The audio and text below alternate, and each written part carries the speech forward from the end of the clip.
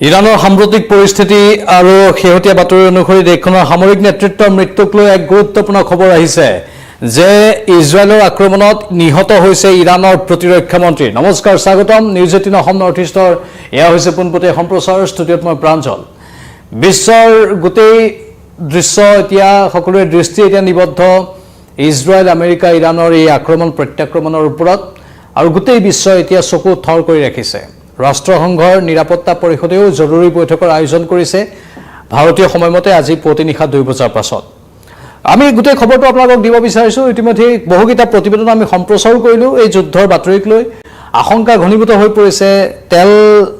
তেলৰ দাম বৃদ্ধিক লৈ বহু প্ৰশ্ন উত্থাপন হৈছে। হৰমুজ প্ৰণালী বন্ধ কৰি দিলে কি হ'ব সেইখিনি কথা সদৰি কৰা হৈছে। ইতিমধ্যে পূৰ্বৰ সম্প্ৰচাৰত সেইখিনি আমি সদৰি কৰিছোঁ। এই মুহূৰ্তত যিখিনি আপডেট আছে সেইখিনি আপোনালোকক জনাব বিচাৰিছোঁ। আন্তঃৰাষ্ট্ৰীয় সংবাদ সংস্থা ৰয়টাৰ্ছৰ পৰা পোৱা তথ্য অনুসৰি ইৰানৰ প্ৰতিৰক্ষা মন্ত্ৰী আজিজ নাছিৰজাদে আৰু ইছলামিক ৰিভলিউচনাৰী গাৰ্ড কৰ্পছ IRGCৰ এগৰাকী শীৰ্ষ কমাণ্ডাৰ মহম্মদ পাকপুৰ ইজৰাইলী আক্ৰমণত মৃত্যু হোৱা বুলি খবৰ আহিছে। এয়া ৰয়টাৰ্ছৰ বাতৰিৰ উদ্ধৃতি দি আমি সদৰি কৰিছোঁ। ইৰানৰ প্ৰতিৰক্ষা মন্ত্ৰী আজিজ নাছিৰজাদেৰ মৃত্যু হৈছে আৰু লগতে ইছলামিক ৰিভলিউচনাৰী গাৰ্ড কৰ্পছৰ এগৰাকী শীৰ্ষ কমাণ্ডাৰ মহম্মদ পাকপুৰৰ মৃত্যু হোৱা বুলি খবৰ আহিছে। আমেৰিকা যুক্তৰাষ্ট্ৰই ইৰাণ আৰু লগতে সমান্তৰালভাৱে ইজৰাইলে কৰা আক্ৰমণ, এই আক্ৰমণতেই কৌশলগতভাৱে বিমান আক্ৰমণ চলাই এক বিশেষ স্থানত, আৰু সেই যুটীয়া বিমান আক্ৰমণৰ ফলতেই মৃত্যু হোৱা বুলি সদৰি কৰা হৈছে। এই অভিযানৰ লক্ষ্য আছিল ইৰাণৰ পাৰমাণৱিক কেন্দ্ৰ, প্ৰতিৰক্ষা আন্তঃগাঁথনি আৰু দেশখনৰ শীৰ্ষ সামৰিক নেতৃত্ব। তিনিটাৰ মূল উদ্দেশ্য আছিল যে পাৰমাণৱিক যিবোৰ কেন্দ্ৰ আছে সেইবোৰ ধ্বংস কৰি দিয়া ইৰাণৰ, লগতে আছিল প্ৰতিৰক্ষা আন্তঃগাঁথনি সম্পূৰ্ণৰূপে ধ্বংস কৰি দিয়া, আৰু তাৰ বাবে আক্ৰমণ চলি আছে। আৰু দেশখনৰ শীৰ্ষ সামৰিক নেতৃত্ব, প্ৰতিৰক্ষা মন্ত্ৰীকে ধৰি যিসকল শীৰ্ষ সামৰিক নেতৃত্ব আছে তেওঁলোকৰ মৃত্যুৰ নিশ্চিতি কৰা, সেইটোৱে আছিল মূল লক্ষ্য। নিহত হোৱা বুলি খবৰ ওলোৱা বিষয়াসকল হৈছে আজিজ নাছিৰজাদে, ইৰাণৰ বৰ্তমানৰ প্ৰতিৰক্ষা মন্ত্ৰী, যাৰ মৃত্যু হোৱা বুলি কোৱা হৈছে, আৰু মহম্মদ পাকপুৰ, তেওঁ হৈছে IRGCৰ ভূমি বাহিনীৰ কমাণ্ডাৰ, আৰু আলী চামখানী উচ্চতম ৰাষ্ট্ৰীয় নিৰাপত্তা পৰিষদৰ সম্পাদক, তেওঁ নিহত হোৱাৰ খবৰ আহিছে। ইৰাণে প্ৰতিক্ৰিয়া প্ৰকাশ কৰি কি কৈছে? ইৰাণে এতিয়ালৈকে প্ৰতিৰক্ষা মন্ত্ৰীজনৰ মৃত্যুৰ বাতৰি চৰকাৰীভাৱে নিশ্চিত কৰা নাই। ইৰাণৰ চৰকাৰী সংবাদ মাধ্যমে তেহৰানত ধাৰাবাহিক বিস্ফোৰণৰ কথা স্বীকাৰ কৰিছে যদিও শীৰ্ষ নেতৃত্বৰ অৱস্থাৰ বিষয়ে স্পষ্ট কৰা নাই। আন্তঃৰাষ্ট্ৰীয় প্ৰভাৱ কি পৰিব? এই আক্ৰমণৰ পাছতে মধ্যপ্ৰাচ্যত উত্তেজনা এতিয়া তীব্ৰ হৈ পৰিছে। আমেৰিকাৰ ৰাষ্ট্ৰপতি ডোনাল্ড ট্ৰাম্পে এই আক্ৰমণক ইৰাণৰ পাৰমাণৱিক ক্ষমতা ধ্বংস কৰাৰ এক পদক্ষেপ বুলি অভিহিত কৰিছে, আৰু প্ৰত্যাহ্বান ইৰাণে ইয়াৰ প্ৰত্যুত্তৰত ইজৰাইল আৰু মধ্যপ্ৰাচ্যত থকা আমেৰিকাৰ সামৰিক ঘাটিসমূহলৈ লক্ষ্য কৰি মিছাইল আৰু ড্ৰোন নিক্ষেপ কৰাৰ বাতৰি ধাৰাবাহিকভাৱে আহি আছে। সেইখিনি খবৰ আপুনি ইতিমধ্যে আমাৰ পূৰ্বৰ সম্প্ৰচাৰতো পাইছে। ইৰাণ আৰু ইজৰাইলৰ মাজত চলি থকা এই উত্তপ্ত পৰিস্থিতিৰ পৰিপ্ৰেক্ষিতত ভাৰত চৰকাৰে জাৰি কৰা সতৰ্কবাণী আৰু বিশ্ব বজাৰত ইয়াৰ প্ৰভাৱ সবিশেষ আমি জনাব বিচাৰিছোঁ। ভাৰত চৰকাৰৰ সতৰ্কবাণী ট্ৰেভেল এডভাইজৰী হৈছে যে 2026 চনৰ 28 ফেব্ৰুৱাৰী অৰ্থাৎ আজিৰ তাৰিখত এই এডভাইজৰী জাৰি কৰা হৈছে। ইৰাণৰ ওপৰত হোৱা এই বৃহৎ আক্ৰমণৰ পিছতে ভাৰতৰ বৈদেশিক পৰিক্ৰমা মন্ত্ৰালয়ে ইৰাণ আৰু ইজৰাইলত থকা ভাৰতীয় নাগৰিকসকলৰ বাবে গুৰুত্বপূৰ্ণ নিৰ্দেশনা জাৰি কৰি কৈছে যে ইৰাণ আৰু ইজৰাইলত থকা সকলো ভাৰতীয় নাগৰিকক অত্যন্ত সাৱধানতা অৱলম্বন কৰিবলৈ আহ্বান জনাইছে। ভ্ৰমণৰ পৰা বিৰত থাকিবলৈ আহ্বান জনাইছে। ভাৰতীয় দূতাবাসসমূহে দেশ দুখনৰ ভিতৰত অপ্ৰয়োজনীয় ভ্ৰমণ নকৰিবলৈ আৰু যিমান পাৰি ঘৰৰ ভিতৰত বা য'তে আছে তাতে থাকিবলৈ আহ্বান জনাইছে। সুৰক্ষিত আশ্ৰয়ৰ কথা কোৱা হৈছে ভাৰতীয় বিদেশ মন্ত্ৰালয়ৰ তৰফৰ পৰা। ইজৰাইলত থকা ভাৰতীয়সকলক নিকটৱৰ্তী বোমা আশ্ৰয় শিবিৰ, যাক বোম শ্বেল্টাৰ্ছ বুলি কোৱা হয় ইজৰাইলত বা ইৰাণত, সেই বোম শ্বেল্টাৰ্ছবোৰ আছে, সেইসমূহৰ বিষয়ে জানি ল'বলৈ আৰু স্থানীয় সুৰক্ষা নিৰ্দেশনা মানি চলিবলৈ ভাৰতৰ বিদেশ মন্ত্ৰালয়ৰ তৰফৰ পৰা তেওঁলোকক সতৰ্ক কৰি দিয়া হৈছে। হেল্পলাইন নম্বৰ মুকলি কৰা হৈছে। পূৰ্বৰ সম্প্ৰচাৰকেইটাত আমি সদৰি কৰিছোঁ হেল্পলাইন নম্বৰ। তেহৰান আৰু তেল আভিভত থকা ভাৰতীয় দূতাবাসসমূহে যিকোনো জৰুৰীকালীন সহায়ৰ বাবে 24 ঘণ্টাই খোলা ৰাখিব হেল্পলাইন নম্বৰ। হেল্পলাইন নম্বৰ এটা আপোনালোকক ইতিমধ্যে পূৰ্বৰ সম্প্ৰচাৰত দিছিলোঁ, আকৌ এবাৰ কৈ দিছোঁ, +972 54 75 20711। এটা বিশ্ব বজাৰত ইয়াৰ প্ৰভাৱ মন কৰিব। এই যুদ্ধৰ পৰিস্থিতিয়ে বিশ্ব অৰ্থনীতি আৰু বজাৰত ব্যাপক প্ৰতিক্ৰিয়াৰ সৃষ্টি কৰিছে। বিশ্ব বজাৰত কি প্ৰভাৱ পৰিছে? খাৰুৱা তেলৰ মূল্য বৃদ্ধিৰ কথা ইতিমধ্যে আমি সদৰি কৰিছোঁ যে মধ্যপ্ৰাচ্যৰ অশান্তিৰ বাবে খাৰুৱা তেলৰ ক্ৰুড অইল যোগান ব্যাহত হোৱাৰ আশংকাত বজাৰত ইয়াৰ দাম হঠাতে বৃদ্ধি পোৱাৰ পূৰ্ণ আশংকা কৰা হৈছে বিশ্লেষকসকলে কৈছে যে যদিহে এই সংঘৰ্ষ দীৰ্ঘস্থায়ী হয় তেন্তে তেলৰ মূল্য প্ৰতি বেৰেলত $100 অতিক্ৰম কৰাৰ সম্ভাৱনা আছে সোণৰ মূল্য বৃদ্ধি বিশ্বত অনিশ্চয়তাৰ সৃষ্টি হলে বিনিয়োগকাৰীসকলে সুৰক্ষিত বিনিয়োগ হিচাপে সোণ ক্ৰয় কৰিবলৈ আৰম্ভ কৰে ফলত আন্তঃৰাষ্ট্ৰীয় বজাৰত সোণৰ দাম অভিলেখ হাৰত বৃদ্ধি পাইছে ইতিমধ্যে সোণৰ দাম কিন্তু আৰু বৃদ্ধি পোৱাৰ আশংকা আছে শ্বেয়াৰ বজাৰত কি হ'ব পাৰে বিশ্বৰ প্ৰায়ভাগ ডাঙৰ শ্বেয়াৰ বজাৰতে নিম্নগামী প্ৰৱণতা ইতিমধ্যে আৰম্ভ হৈ গৈছে মন কৰিব যুদ্ধৰ ফলত গোলকীয় যোগান শৃংখল যাক কোৱা হয় গ্লোবেল সাপ্লাই চেইন এই গ্লোবেল সাপ্লাই চেইন বিঘ্নিত হোৱাৰ ভয়ত বিনিয়োগকাৰীসকলে শ্বেয়াৰ বিক্ৰী কৰিবলৈ আৰম্ভ কৰা বুলিও এটা খবৰ আহিছে যিটো শ্বেয়াৰ মাৰ্কেটৰ বাবে অলপ আশংকাজনক হ'ব পাৰে পৰিবহণ খৰচ বৃদ্ধি ইৰাণ আৰু ইজৰাইলৰ আকাশমাৰ্গ বন্ধ কৰি দিয়াৰ ফলত আন্তঃৰাষ্ট্ৰীয় বিমান সেৱা প্ৰভাৱিত হৈছে যাৰ ফলত বিমানৰ ভাড়া আৰু মালবাহী জাহাজৰ ভাড়া বা খৰচ বৃদ্ধি পাব পাৰে মানে এই সামগ্ৰিকভাৱে গোটেই বিশ্বৰ বজাৰত প্ৰভাৱ পেলাব আৰু সেই বিষয়টো অত্যন্ত আশংকাজনক হৈ পৰিছে আমাৰ সকলোৰে বাবে চিন্তাজনক হৈ পৰিছে আৰু ইৰাণৰ ওপৰত হোৱা শেহতীয়া আক্ৰমণৰ পৰিপ্ৰেক্ষিতত ৰাষ্ট্ৰসংঘৰ নিৰাপত্তা পৰিষদ UN Security Council এক জৰুৰীকালীন বৈঠকৰ আহ্বান কৰিছে যেটো আমালৈ খবৰ আহিছে এই আপডেটটো এনে ধৰণৰ যে ৰাষ্ট্ৰসংঘৰ নিৰাপত্তা পৰিষদৰ জৰুৰীকালীন বৈঠক আৰু শেহতীয়াকৈ ইৰাণৰ ওপৰত আমেৰিকা যুক্তৰাষ্ট্ৰ আৰু ইজৰাইলৰ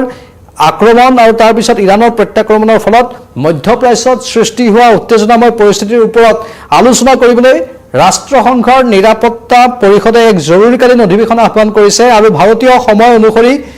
2:30 বজাত অৰ্থাৎ 1 মাৰ্চৰ প্ৰতিনিশা ভাৰতীয় সময় অনুসৰি 1 মাৰ্চৰ প্ৰতিনিশা এই বৈঠক অনুষ্ঠিত হ'ব 2:30 বজাত ফ্ৰান্স আৰু বাহৰেইনৰ দৰে দেশৰ অনুৰোধত এই বৈঠকৰ আহ্বান জনায় ইয়াৰ মূল উদ্দেশ্য হৈছে অঞ্চলটোত যুদ্ধৰ উত্তেজনা হ্ৰাস কৰা আৰু আন্তঃৰাষ্ট্ৰীয় শান্তি বৰ্তাই ৰখা ৰাষ্ট্ৰসংঘৰ সচিব প্ৰধান এন্টনিও গুটেৰেছে ইতিমধ্যে এই সামৰিক উত্তেজনাৰ গৰিহণা দিছে আৰু সকলো পক্ষকে শান্তি বজাই ৰাখিবলৈ আহ্বান জনাইছে কিন্তু ইতিমধ্যে অশান্তিৰ সৃষ্টি হৈ গৈছে ইৰাণৰ প্ৰতিৰক্ষা মন্ত্ৰীৰ মৃত্যু হৈছে ইৰাণৰ বহুকেইগৰাকী উচ্চপদস্থ সেনাবাহিনীৰ বিষয়াৰ মৃত্যু হৈ গৈছে নামবোৰ ইতিমধ্যে আমি জনাইছো পুনৰবাৰ আপোনালোকৰ বাবে জনাব বিচাৰিছো মহম্মদ পাকপুৰ তেওঁ হৈছে IRGCৰ ভূমি বাহিনীৰ কমাণ্ডাৰ IRGC অৰ্থাৎ ইছলামিক ৰিভলিউচনাৰী গাৰ্ড কৰ্পছ এটো ইৰাণৰ এটা বিশেষ গোট আৰু তেওঁৰ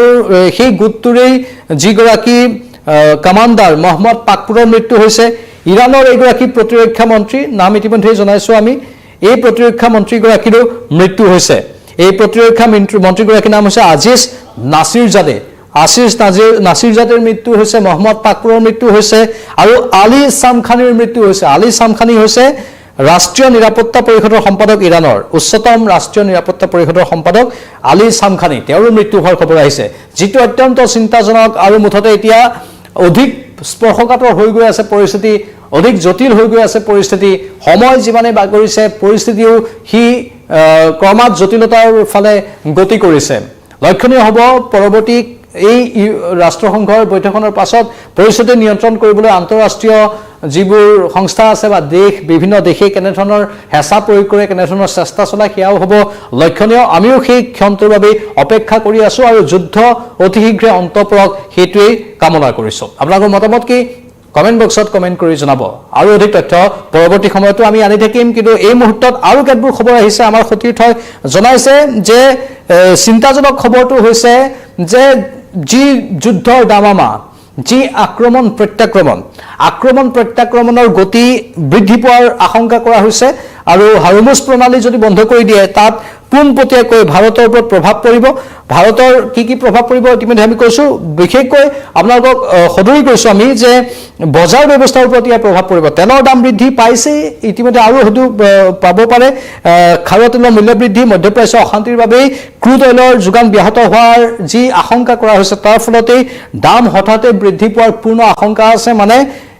তেলৰ দাম বাঢ়ি যোৱা মানে গোটেই বজাৰ ব্যৱস্থাই থমক বৰক হৈ যোৱা সোণৰ মূল্য বৃদ্ধি সোণৰ দাম ৰূপৰ দাম বাঢ়িছে কিন্তু এতিয়া এই যুদ্ধই সোণৰ মূল্য অধিক বৃদ্ধি কৰাৰ আশংকা আছে বিশ্বত অনিশ্চয়তাৰ সৃষ্টি হ'লেই বিশ্বত এনে ধৰণৰ যুদ্ধৰ সৃষ্টি হ'লেই সকলো বিনিয়োগকাৰীয়ে সুৰক্ষিত বিনিয়োগ হিচাপে সোণেই ক্ৰয় কৰিবলৈ আৰম্ভ কৰে বা সোণকেই এটা বিনিয়োগৰ উত্তম মাধ্যম হিচাপে গ্ৰহণ কৰে আৰু যাৰ ফলত আন্তঃৰাষ্ট্ৰীয় বজাৰত সোণৰ দাম অভিলেখ হাৰত বৃদ্ধি পায় আৰু এতিয়া এই যুদ্ধৰ পাছত আজি পুৱাৰ ভাগৰ পৰা আৰম্ভ হোৱা যুদ্ধৰ পাছত সোণৰ দাম অভাৱনীয় হাৰত বৃদ্ধি পোৱাৰ আশংকা শ্বেয়াৰ বজাৰত পতন সেইটো এটা আশংকা কৰা হৈছে বিশ্বৰ প্ৰায়ভাগ ডাঙৰ শ্বেয়াৰ বজাৰতে নিম্নগামী প্ৰৱণতা ইতিমধ্যে আৰম্ভ হৈ গৈছে যুদ্ধৰ ফলত গোলকীয় যোগান শৃংখল যাক ইতিমধ্যে আমি কৈছো গ্লোবেল সাপ্লাই চেইন বিঘ্নিত হোৱাৰ ভয়ত বিনিয়োগকাৰীসকলে শ্বেয়াৰ বিক্ৰী কৰিবলৈ লয় বা তেনেধৰণৰ এটা প্ৰৱণতা জাগি উঠে সেইটো হোৱাৰো আশংকা এতিয়া পোনপটীয়াকৈ কৰা হৈছে পৰিবহনৰ খৰচৰ কথা ইতিমধ্যে আমি কৈছো ইৰাণ আৰু ইজৰাইলৰ আকাশমাৰ্গ বন্ধ কৰি দিয়াৰ ফলত আন্তঃৰাষ্ট্ৰীয় বিমান সেৱা প্ৰভাৱিত হৈছে যাৰ ফলত বিমানৰ ভাড়া আৰু মালবাহী জাহাজৰ খৰচ বৃদ্ধি পোৱাৰ পূৰ্ণ আশংকা কৰা হৈছে আৰু যাৰ বাবে এতিয়া শেহতীয়াকৈ আমি কৈছো ৰাষ্ট্ৰসংঘৰ সচিব প্ৰধান এন্টনিও গুটেৰেছে এই সামৰিক উত্তেজনাক গৰিহণা দি আৰু সকলো পক্ষকে শান্তি বৰ্তাই ৰাখিবলৈ আহ্বান জনাইছে ফ্ৰান্স আৰু বাহৰেইনৰ দৰে দেশৰ অনুৰোধত এই বৈঠক আজি আহ্বান জনোৱা হৈছে ভাৰতীয় সময় অনুসৰি প্ৰতিনিশা 2:30 বজাত ৰাষ্ট্ৰসংঘৰ নিৰাপত্তা পৰিষদৰ বৈঠক আৰু সেই বৈঠকৰ আয়োজন কৰি তেওঁলোকে জৰুৰীভাৱে এই অৱস্থাৰ সৈতে মোকাবিলা কৰিবলৈ কি কৰিব পাৰি তাৰ ওপৰত গুৰুত্ব দিব তেনেধৰণৰ এটা সম্ভাৱনা প্ৰকাশ পাইছে আৰু ভাৰতে কি কৰিছে ভাৰতে হেল্পলাইন নম্বৰ মুকলি কৰি দিছে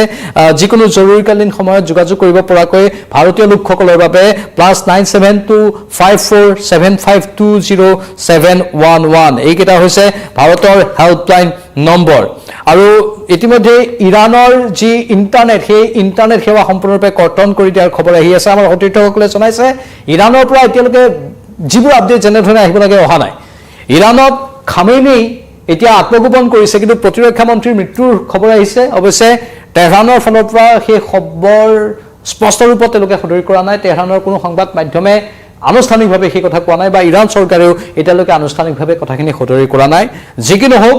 পৰিস্থিতি অতি ভয়ংকৰ আৰু স্পৰ্শকাতৰ হৈ আছে গোটেই বিশ্বৰ দৃষ্টি এতিয়া ইৰাণ ইজৰাইলৰ ওপৰত নিবদ্ধ হৈ আছে আমেৰিকাৰ ৰাষ্ট্ৰপতি ডোনাল্ড ট্ৰাম্পে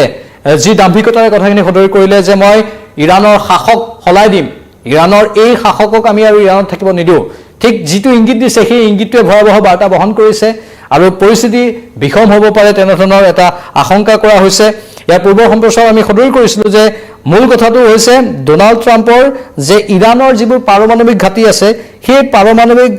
ঘাটিবোৰ ধ্বংস কৰি দিয়া আৰু ইৰাণক কোনো কাৰণতে পাৰমাণৱিক শক্তিধৰ দেশলৈ উন্নীত হ'বলৈ নিদিয়া কাৰণ চাব মন কৰিব এটা বিষয় বস্তু যে ইৰাণ জেনেভাত যি সন্মিলন হৈছিল সেই সন্মিলন বৈঠক বিফল হৈছিল ইৰাণৰ সৈতে আলোচনা কৰাৰ বাবে এটা চেষ্টা চলোৱা হৈছিল পাৰমাণৱিক শক্তিৰ ক্ষেত্ৰত যাতে ইৰাণে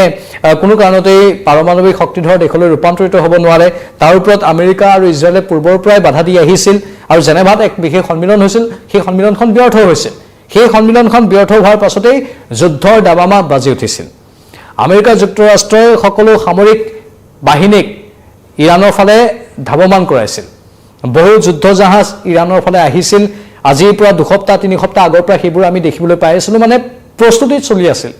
অৱশেষত আজি পুৱাৰ ভাগত আক্ৰমণ চলাই দিলে